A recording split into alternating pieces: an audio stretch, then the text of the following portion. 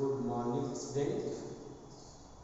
आज हम डीएनए अणुओं की रासायनिक संरचना के बारे में अध्ययन करेंगे। तो जैसा कि आप लोग जानते हैं, डीएनए जो होता है उसका पूरा नाम डीऑक्सीराइबोन्यूक्लिक एसिड होता है। अब इस डीएनए के निर्माण में हम जानते हैं कि एक फास्फेट समूह, एक पेंटोज शुगर और एक नाइट्रोजनस बेस भाग लेता है। ये तीन डीएनए जो होता है तीन भागों से मिलकर बना होता है। फास्फेट समूह, पेंटोज शुगर और नाइट्रोजन बेस से मिलकर बना होता है। तो अब डीएनए की रासायनिक संरचना में हमने बेस जान लिया, आधार क्या क्या है, किस चीज का बना होता है, कैसे है, क्या है, ये हमने जान लिया। अब इसमें डीएनए जो होता है केवल केंद्रक में पाया जाता है। यूकेरियोटिक कोशिकाओं के केंद्रक में डीएनए मॉलिक्यूल्स पाए जाते हैं। डीएनए एक जटिल यौगिक रचना होती है। डीएनए जो होता है डीऑक्सीराइबोन्यूक्लियोटाइड्स नामक मोनोमर का बना हुआ एक बहुलक होता है। डीऑक्सीराइबोन्यूक्लियोटाइड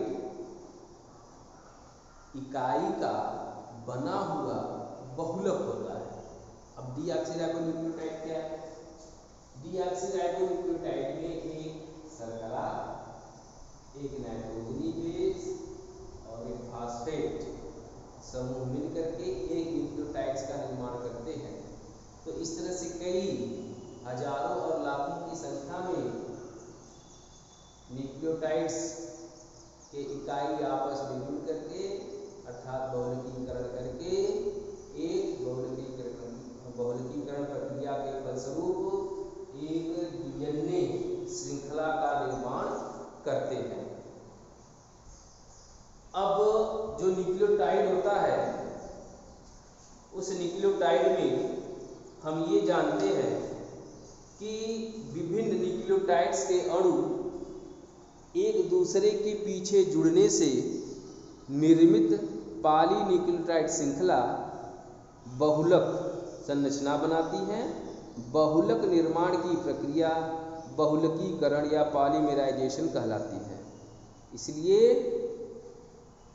ये जो बहुलक होते हैं इनके निर्माण करने वाले न्यूक्लियोटाइड्स को एकलक या मोनोमर कहते हैं।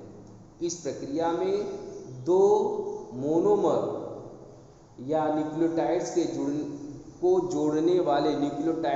जोड़ने वाले फास्फोएस्टर बंध बनाने में जल का एक अणु मुक्त होता है। इसलिए बहुलकीकरण प्रक्रिया को निर्जलीकरण, संघनन, संश्लेषण भी कहते हैं।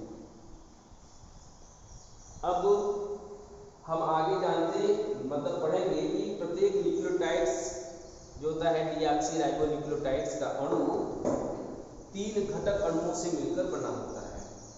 प्रत्येक डीएनए अणु का जो न्यूक्लियोटाइड्स होता है वो तीन घटक अणुओं से मिलकर बना होता है, जो कि पहले हमने यहाँ पे लिखा था। क्या लिखा था? फास्फेट समूह, नाइट्रोजनी क्षार और डीऑक्सीराइबोज शर्करा। तो तीन आपके घटक होते हैं। एक डीऑक्सीराइबोन्यूक्लियोटाइड्स में तीन घटक होते हैं। पहला डीऑक्सीराइबो शर्करा जो कि पेंटोज शुगर होता है, दूसरा फास्फेट समूह, तीसरा नाइट्रोजनीय क्षारक। अब जो नाइट्रोजनी क्षारक होते हैं वो एडेनिन, ग्वानिन, थाइमिन और साइटोसिन होता है। ध्यान से देख लीजिएगा, एडेनिन, ग्वानिन ये क्या होते हैं? डबल रिंग स्ट्रक्चर होते हैं। ये प्यूरिन हो गए। और थाइमिन और साइटोसिन सिंगल रिंग स्ट्रक्चर है। संरचना होगी। तो नाइट्रोजनी क्षारक जैसा कि आपको पीछे बताया गया है, दो प्रकार के होते हैं, प्यूरिन और पिरिमिडीन। तो जितने भी प्यूरिन वाले होते हैं, एडेनिन और गुआनिन, उसमें डबल रिंग स्ट्रक्चर होता है, और पिरिमिडीन में जो होते हैं वो सिंगल रिंग स्ट्रक्चर होता है। तो प्रत्येक डीऑक्सीराइबोन्यूक्लियोटाइड्स में नाइट्रोजनीय क्षारक अणु डीऑक्सीराइबो शर्करा अणु के प्रथम कार्बन, ये जो दिख रहा है ये कार्बन का अणु है। ठीक, एक हम बना दे रहे हैं इधर स्पष्ट होने के लिए। ये पेंटोस शुगर है, और पेंटोस शुगर का ये पहला कार्बन, दूसरा कार्बन, तीसरा कार्बन, चौथा कार्बन, और यहाँ पे CH2 होता है, तो ये पांचवा कार्बन, 5 कार्बन वाला है। तो पहले वाले कार्बन पे क्या होता है, नाइट्रोजनी बेस, पहले वाले कार्बन पर नाइट्रोजनी बेस, नाइट्रोजनी क्षारक जुड़ा होता है। तो कार्बन, प्रथम कार्बन परमाणु से एन ग्लाइकोसिडिक बॉन्ड द्वारा जुड़ा होता है। एन ग्लाइकोसिडिक बॉन्ड, ये जो बॉन्ड कहलाएगा वो एन ग्लाइकोसिडिक बॉन्ड। ये जो एडेनिन है, एडेनिन जो आपका नाइट्रोजनी बेस है, यह शर्करा के प्रथम कार्बन से एन ग्लाइकोसिडिक बॉन्ड के द्वारा जुड़ा होता है। ये इस तरह से जो चारों होते हैं वो जुड़े होते हैं। तथा फास्फेट समूह डीऑक्सीराइबो शर्करा के अणु के 5वें स्थान के कार्बन से फास्फोडाइएस्टर बॉन्ड द्वारा जुड़ा होता है। अब ये जो 5वां वाला कार्बन है, ये अर्थात ये क्या कर रहा है, ये फास्फोडाइएस्टर बॉन्ड द्वारा या फास्फेट समूह फास्फोडाइएस्टर बॉन्ड द्वारा इस 5वें कार्बन से जुड़ा होता है।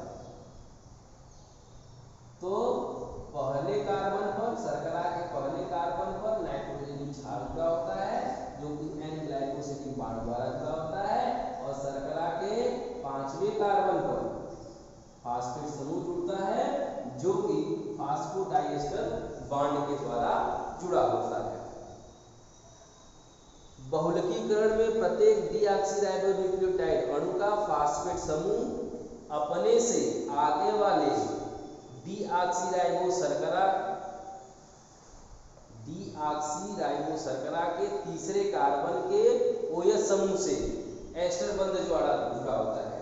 यह 5वें कार्बन पर जो फास्फेट जुड़ा हुआ है, यह अपने से आगे वाले शर्करा के तीसरे कार्बन पे एस्टर बॉन्ड के द्वारा जुड़ा होता है। ये जो बनाया गया है, ये देखिए, ये फास्फेट समूह आगे की ओर शर्करा के तीसरे कार्बन से जुड़ा होता है, और इसके जुड़ने पर क्या होता है कि जल यहाँ पे जो ये फास्फोडाइएस्टर का बॉन्ड बन रहा है, इसी स्थान पर जल का एक अणु बाहर निकल रहा है। यही आपका जो है निर्जलीकरण संघनन विधि है, प्रक्रिया होती है।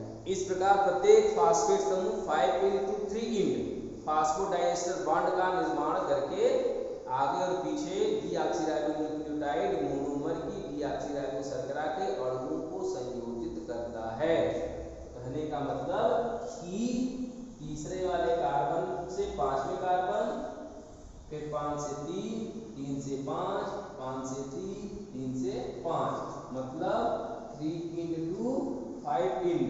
ये देखिए तीसरा वाला कार्बन है, फिर यहाँ पे जुड़ता है वो हो गया, और अंत इसका 5वें कार्बन हुआ। तो 3 इंड से 5 इंड, सॉरी यहाँ पर 5 से जुड़ा हुआ है और 3 कर गया है। ये देखिए 5 से 3, तो 5 इंड थ्रू 3 इंड द्वारा जो है ये एक फास्फोडाइएस्टर बॉन्ड बनाता है।